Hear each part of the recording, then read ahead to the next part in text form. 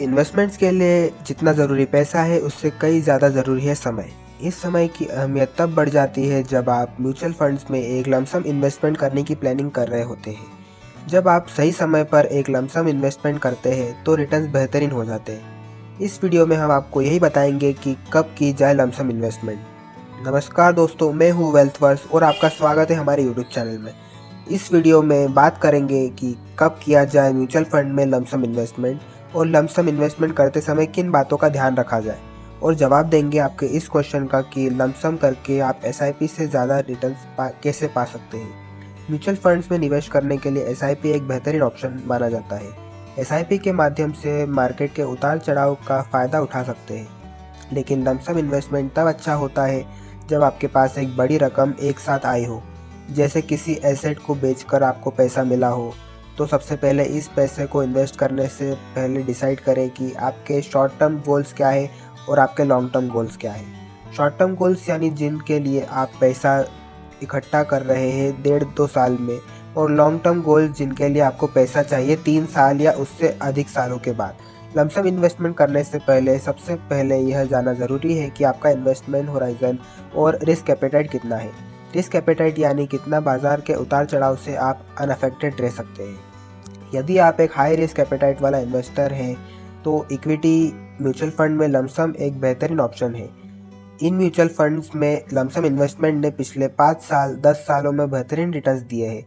वहीं अगर आप एक मॉडरेट रिस्क इन्वेस्टर हैं तो आप डेब्ट म्यूचुअल फंड्स या बैलेंस्ड एडवांटेज फंड्स में इन्वेस्ट करके रिटर्न्स पा सकते हैं। और यदि आप शेयर मार्केट में इन्वेस्ट ही नहीं करना चाहते तो एक बैंक एफडी में लमसम इन्वेस्टमेंट करके रेगुलर रिटर्न्स पा सकते हैं। Choice is yours. तो ये बात हुई रिस्क एपेटाइट के हिसाब से लमसम करने की। अब बात करते हैं कब माना जाता है लमसम इन्वेस्टमेंट करना एक better strategy compare to SIP. उतार चढ़ाव शेयर बाजार का रूल है, लेकिन कभी कभी कुछ कारणों के कारण शेयर बाजार में तेज़ी से गिरावट आती है कुछ समय के लिए। जैसे साल 2020 में कोविड के दौरान इंडियन शेयर मार्केट में बहुत तेज़ी से गिरावट आई। साल 2022 में रशिया और यूक्रेन का जब वॉर शुरू हुआ तो भी भारत में शेयर बाज़ार में कुछ समय के लिए बहुत तेज़ी से गिरा। तो जब यह तेज़ी से गिरावट आई बाज़ार में, वो बहुत अच्छा समय है लमसम इन्वेस्टमेंट करने का। शेयर बाज़ार में जब भी इन स्पेशल सिचुएशन के कारण इन्वेस्टर ने शेयर बाज़ार में इन्वेस्ट किया है तो आने वाले समय में उन्हें बेहतरीन रिटर्न्स मिले हैं। हम अगर भारतीय स्टॉक मार्केट का इतिहास देखें तो जैसे कि आप इस ग्राफ में देख रहे हैं, स्पेशल सिचुएशन जैसे कोविड, रशिया यूक्रेन वॉर, या और थोड़ा पीछे जाए तो 2008 में जब लेहमान ब्रदर्स क्रैश हुआ था, उसके बाद अगर लमसम इन्वेस्टमेंट की गई तो शेयर मार्केट ने बेहतरीन रिटर्न्स दिए हैं। यदि आप ऐसी स्पेशल सिचुएशंस का वेट नहीं करना चाहते और किसी को नहीं पता ये स्पेशल सिचुएशंस कब आएगी, तो आप पैसों को 4 भाग में डिवाइड करके लमसम इन्वेस्टमेंट की स्ट्रेटेजी फॉलो कर सकते हैं। जब बाज़ार गिरे 1 से 2% तो आप थोड़ा सा लमसम इन्वेस्ट कर सकते हैं। मान लीजिए आपके पास 1 लाख रुपए है इन्वेस्ट करने को, तो जब बाज़ार गिरे 2% तो आप 25,000 का लमसम इन्वेस्टमेंट एक बेहतरीन ऑप्शन कर सकते हैं। इसके दौरान 10 साल की इन्वेस्टमेंट होराइजन में एक लमसम इन्वेस्टमेंट एसआईपी से बेहतर रिटर्न दे जाता है। आइए इस कंसेप्ट को एग्जांपल से समझते हैं। 2 भाई हैं, राम और श्याम। इन दोनों भाइयों को पुश्तैनी ज़मीन बेचकर 12-12 लाख मिले हैं। राम हर महीने 10,000 की एक एसआईपी शुरू करता है म्यूचुअल फंड स्कीम में।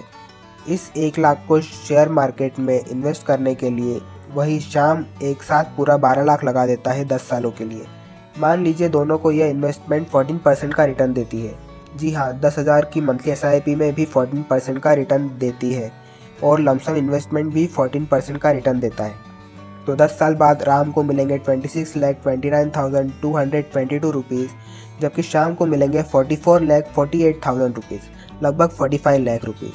लमसम इन्वेस्टमेंट करने से पहले मार्केट को ट्रैक करना ज़रूरी है, और हमेशा यह पॉसिबल नहीं हो पाता कि आप मार्केट को ही ट्रैक कर रहे हैं।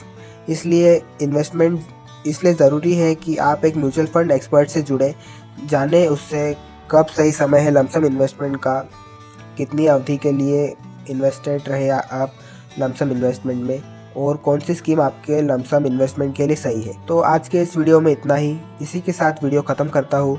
तो वीडियो अगर आपको पसंद आया हो तो इसे लाइक कर दीजिए और व्हाट्सएप ग्रुप में और सभी दोस्तों के साथ शेयर ज़रूर कीजिए।